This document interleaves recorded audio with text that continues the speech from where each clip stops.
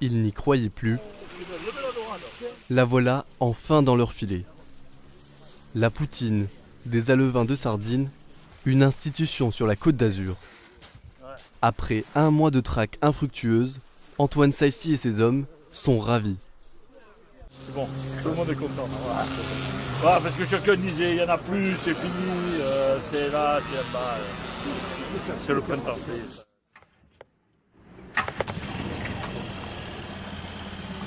ça, il y avait la vitesse.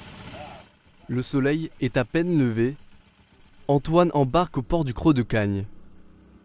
Depuis 60 ans, c'est le même rituel. À bord de son pointu, il rejoint les rives de Cagnes-sur-Mer, site de prédilection de la poutine. Mais là, on met le filet à l'eau. Hein. Voilà, ça y est, on envoie les bras. Là, on envoie les bras. Les pêcheurs forment une poche avec le filet en bord de plage pour piéger le poisson.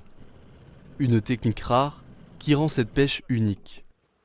À terre, les hommes d'Antoine remontent le filet. Faut aller doucement. Faut aller à notre rythme, hein. Faut pas aller vite. Ça sert à rien. Faut aller doucement, doucement. Léger, léger. Avec 50 ans de métier, ces vieux loups de mer ont le coup de poignet. La technique est rodée. À 4 de chaque côté de la corde, tous s'activent sous l'œil vigilant du patron. Après une vingtaine de minutes, le filet sort enfin de l'eau. 10 kilos de poutine se dévoilent. À peine le temps de se réjouir, vient le moment de négocier avec les commerçants locaux. 350 les deux? Non, je veux 500 € les deux. Ben, je vais prendre les deux, allez. Les deux? Ouais. Allez. Hop, 500 €. Ce poissonnier rapporte son butin sur ses étals. Acquis 40 € le kilo, le prix à la vente s'en ressent forcément. Une broutille pour ce mets qui ne peut se déguster qu'au mois de mars.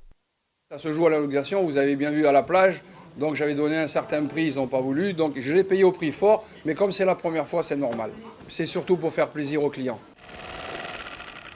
À 75 ans, c'est toujours le même plaisir de jeter ses filets.